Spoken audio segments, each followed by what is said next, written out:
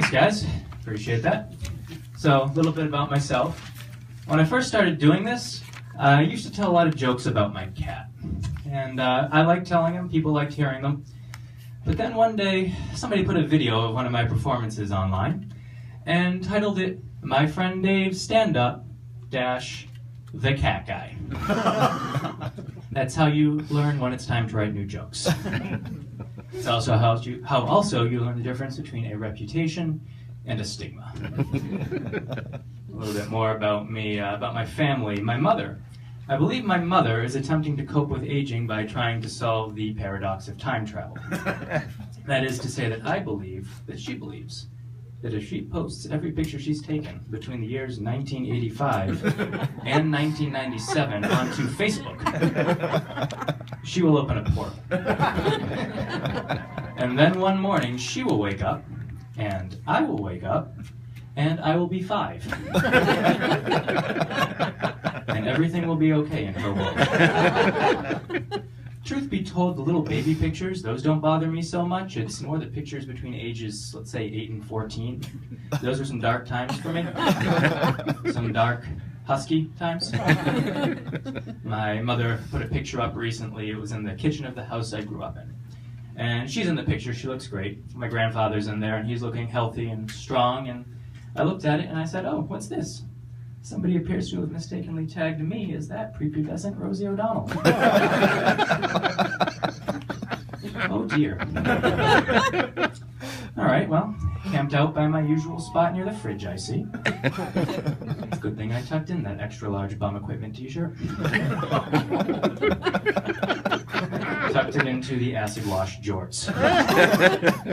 We wouldn't want this picture to be anything but timeless. It's kind of an awkward kid, definitely an awkward adult. Found out recently, though, that it was predestined, it was foretold.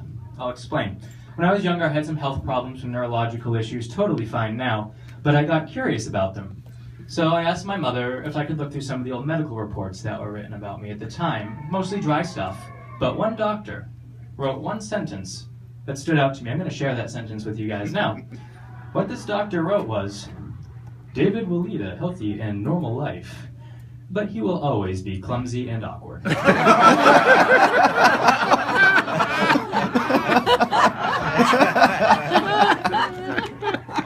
He wrote that when I was 7.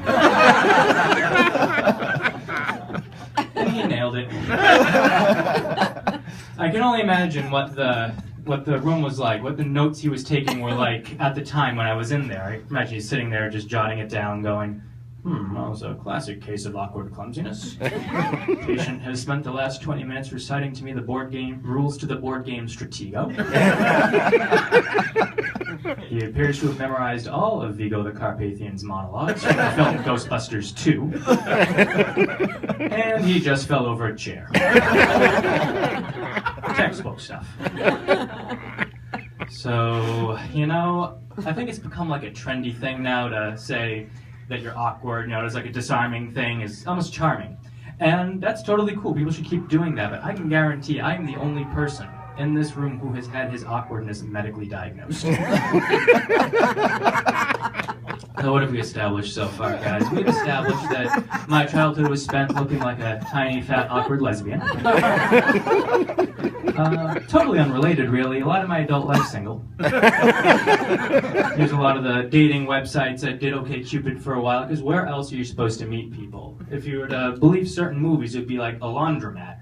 But let's face it, I am not Josh Hartnett, and my life is not the first half of the film 40 Days and 40 Nights. And if you do not know that is the plot to 40 Days and 40 Nights, then you did not watch Comedy Central between the years 2003 and 2007. Besides, my laundromat, the only people who are ever in there are myself and just roving packs of 8-year-old children playing tag. So, it's amazing the place even stays in business. Needless to say, Shannon Sossaman is not walking through that door, and yes, I know Shannon Sossaman is the romantic lead in 40 Days and 40 Nights, because I watched a lot of Comedy Central between the years 2003 and 2007.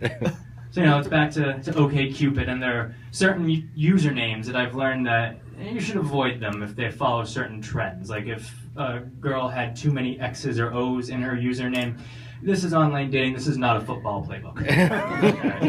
The only reason you should not have that many X's and O's in your username unless you are Bill Belichick and you are indulging yourself in a very specific fantasy. Either that, or you are somebody who only has one thing listed on your profile under the section interests, and that is the word clubbing with 9 N's.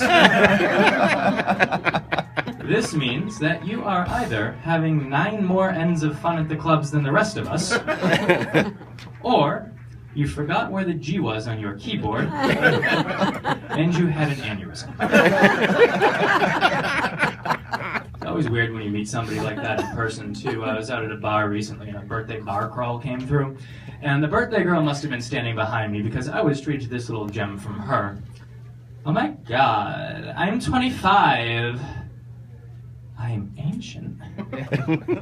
Oh dear. Now, to be fair, I didn't get a good look at this withered old hag. But as far as I'm concerned, the only way that you can be ancient at 25 is if you are Jack, from the Robin Williams movie Jack.